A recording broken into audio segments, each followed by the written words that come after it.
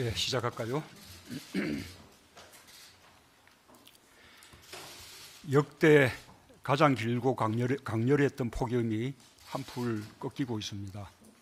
국민들께서 더위로 고생하셨던 것을 생각하면 다행스럽다는 생각이 듭니다.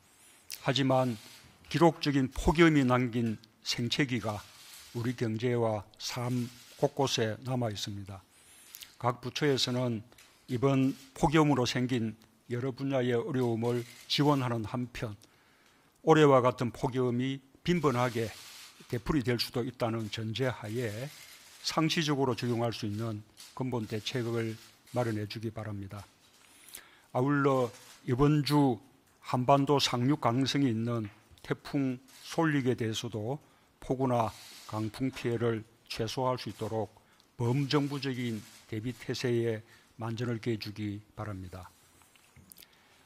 오늘 금강산에서 오랜만에 이산가족 상봉 행사가 열립니다.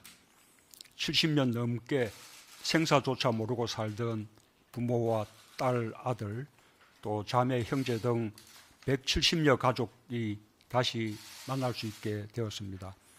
통일부 등 관계기관에서는 이번 상봉 대상자들의 연세가 101세부터 70세까지 고령인 만큼 응급진료체계 등 상봉 행사가 안전하게 치러지도록 각별히 노력해 주기 바랍니다.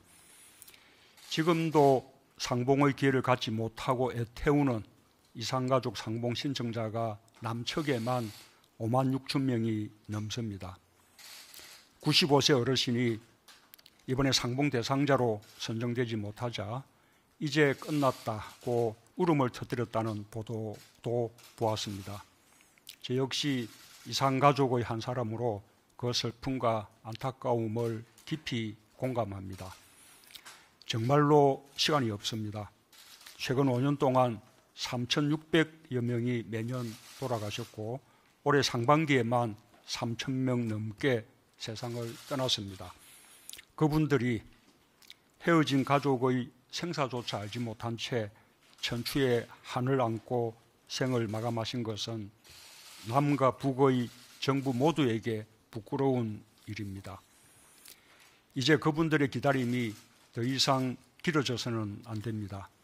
이산가족 상봉을 더 확대하고 속도를 내는 것은 남과 북이 해야 하는 인도적 사업 중에서도 최우선적인 사업입니다. 남과 북은 더 담대하게 이산가족 문제 해결을 위해 노력해야 합니다.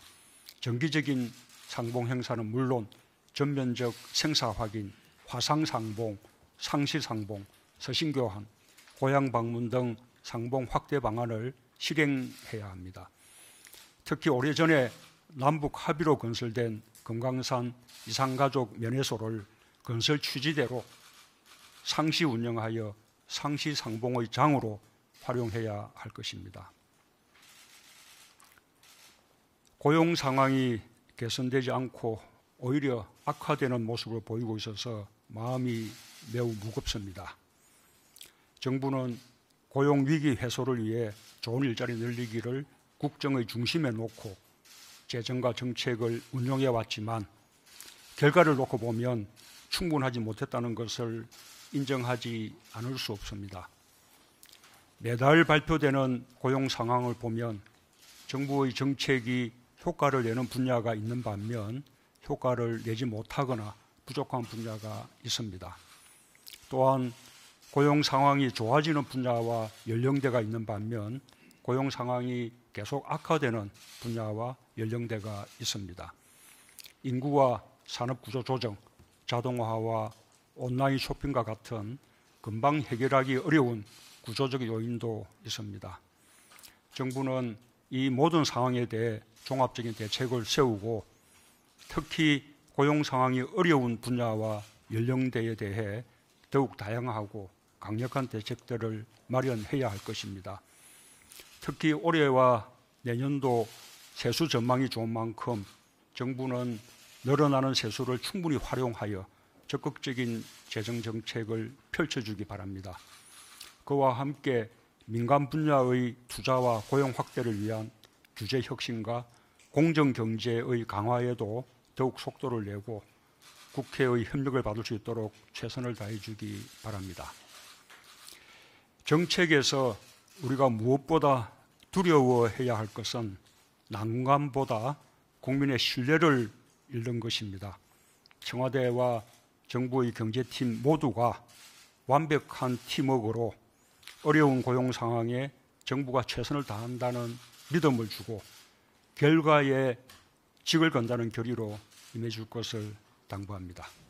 이상입니다.